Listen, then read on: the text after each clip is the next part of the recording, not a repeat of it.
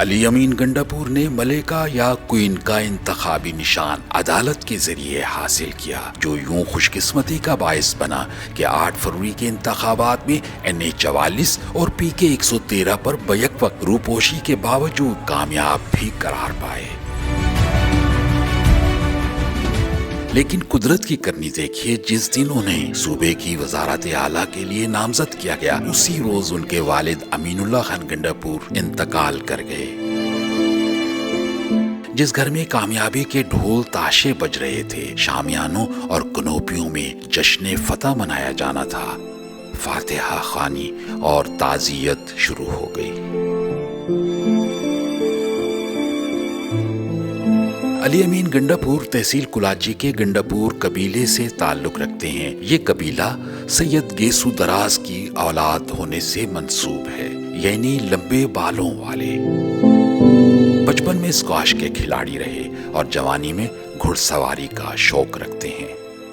2013 کے انتخابات میں تحریک انصاف سے وابستگی ہوئی۔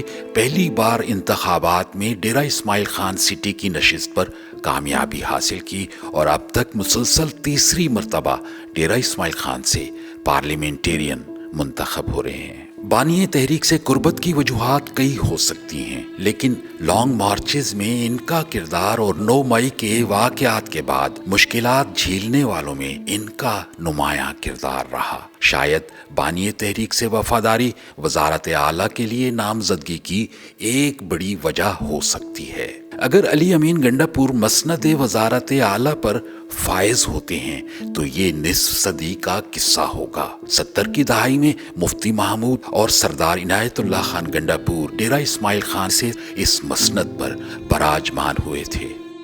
ملک میں سیاسی بساط بچ چکی ہے، جوڑ توڑ کا میدان سجا ہے، اپنے اپنے پتے پھینکے جا رہے ہیں، مقصد مجدھار میں گھری کشتی پار لگانی ہے، لیکن اب تک کا منظرنامہ اس مصرعے کے مصداق الجھتا محسوس ہو رہا ہے کہ مرض بڑھتا گیا، جوں جوں دوا کرتے گئے۔